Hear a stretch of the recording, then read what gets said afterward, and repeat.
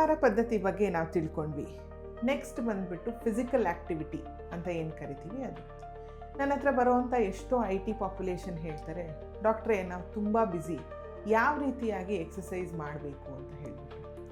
ಎಕ್ಸಸೈಸ್ನಲ್ಲಿ 2 ರೀತಿ ಬರುತ್ತೆ. ಒಂದು ಐಸೋಮೆಟ್ರಿಕ್ ಎಕ್ಸಸೈಸ್ ಮತ್ತು ಐಸೋಟೋನಿಕ್ ಎಕ್ಸಸೈಸ್ ಅಂತ ಕರಿತೀವಿ. ನೀವು ಯಾವ ರೀತಿ ಹೋಗಿ ಜಿಮ್ಮಲ್ಲಿ ಮಾಡ್ತೀರಾ ಅದು ಐಸೋಟೋನಿಕ್ ಎಕ್ಸಸೈಸಸ್ ಇರುತ್ತೆ.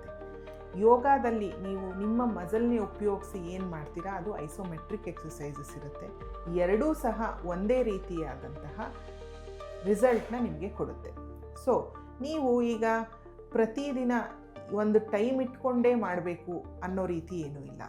ಏನಂತಂದರೆ ನೀವು ಇಲ್ಲಿಂದ ನಿಮ್ಮ ಆಫೀಸ್ಗೆ ನಡ್ಕೊಂಡು ಹೋಗೋದಿರ್ಬೋದು, ಇಲ್ಲ ತುಂಬ ದೂರ ಇತ್ತು ಅಂತಂದರೆ ಬಸ್ಸಿಂದ ಸ್ವಲ್ಪ ಬೇಗ ಇಳಿದ್ಬಿಟ್ಟು ಅಲ್ಲಿಂದ ನಡ್ಕೊಂಡು ಹೋಗೋದಿರ್ಬೋದು, ಇಲ್ಲ ವಾಪಸ್ ಮನೆಗೆ ಬಂದಮೇಲೆ ಊಟ ಆದಮೇಲೆ ಕೂಡ 1 ಅವರು ನಿಮಗೋಸ್ಕರ ಅಂತ ನೀವು ತೆಗೆದಿಟ್ರೆ ಭಾಳ ಒಳ್ಳೆಯದಾಗತ್ತೆ.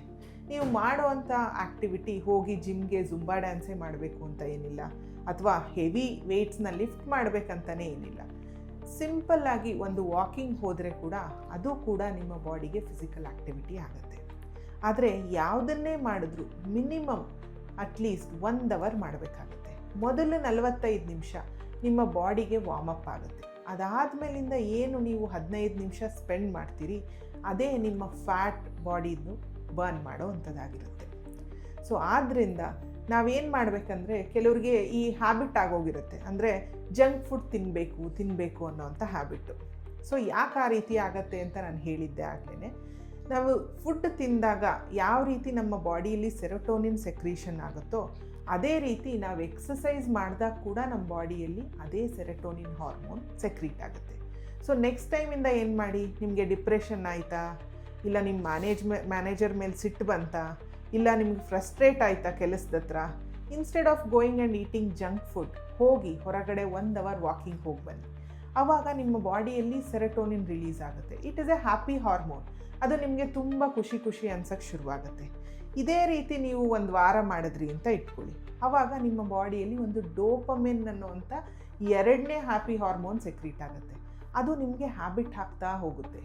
ಅದೇ ರೀತಿ ನೀವೇನಾದರೂ ತಿಂಗಳಾನ್ಗಟ್ಟಲೆ ಮಾಡಿದ್ರಿ ಅಂತಂದರೆ ಒಂದು ಎಂಡಾರ್ಫಿನ್ ಅನ್ನೋವಂಥ ಒಂದು ಹಾರ್ಮೋನ್ ನಿಮ್ಮ ಬಾಡಿಯಲ್ಲಿ ಸೆಕ್ರೀಟ್ ಆಗುತ್ತೆ. ಅದು ನಿಮಗೆ ಒಂದು ಆಪ್ಟಿಮಲಿಸ್ಟಿಕ್ ಹ್ಯಾಪಿನೆಸ್ನ ಕೊಡುತ್ತೆ. ಅಂದರೆ ನಿಮಗೆ ಸಂತೋಷ ಆಗುತ್ತೆ, ನಿಮ್ಮ ಬಗ್ಗೆನೇ ಹೆಮ್ಮೆ ಅನ್ಸೋಕ್ಕೆ ಶುರುವಾಗುತ್ತೆ. ಆವಾಗ ಅದು ನಿಮ್ಮ ಜೀವನ ಶೈಲಿಯಲ್ಲಿ ಒಗ್ಗೂಡ್ಕೊಂಡ್ಬಿಡುತ್ತೆ. ಸೊ ಈ ರೀತಿಯಾದ ಆಹಾರ ಪದ್ಧತಿನ ಇಲ್ಲ ಫಿಸಿಕಲ್ ಆ್ಯಕ್ಟಿವಿಟಿನ ನಮ್ಮ ಪೇಷಂಟ್ಸ್ ಏನು ಹೇಳ್ತಾರೆ ಅಂತಂದರೆ, ಎಷ್ಟು ದಿನದವರೆಗೂ ಮಾಡಬೇಕು ಡಾಕ್ಟ್ರೇ ಈ ಡಯಟ್ನ, ಅಥವಾ ಎಷ್ಟು ದಿನದವರೆಗೂ ಎಕ್ಸಸೈಸ್ ಮಾಡಬೇಕಂತಂದು. ಸೊ ನಾನು ನಿಮ್ಗೆ ಇಲ್ಲಿ ಏನು ಹೇಳೋದಂದರೆ, ಇದು ಜೀವನ ಶೈಲಿಯಲ್ಲಿ ಬದಲಾವಣೆ ಮಾಡ್ಕೋತಾ ಇರೋದು. ಅಂದರೆ ಡೇಸು, ಮಂತ್ಸು, ಇಯರ್ಸು ಇರಲ್ಲ. ಇದು ನಿಮ್ಮ ಬದುಕುವಂತಹ ರೀತಿ ಆಗಬೇಕಾಗತ್ತೆ. ಆವಾಗೇ ನೀವು PCODನ ಕಂಟ್ರೋಲಲ್ಲಿ ಇಟ್ಕೊಳಕ್ಕೆ ಆಗುವಂಥ ಸಾಧ್ಯತೆ ಇರುತ್ತೆ. ನಮಸ್ಕಾರ.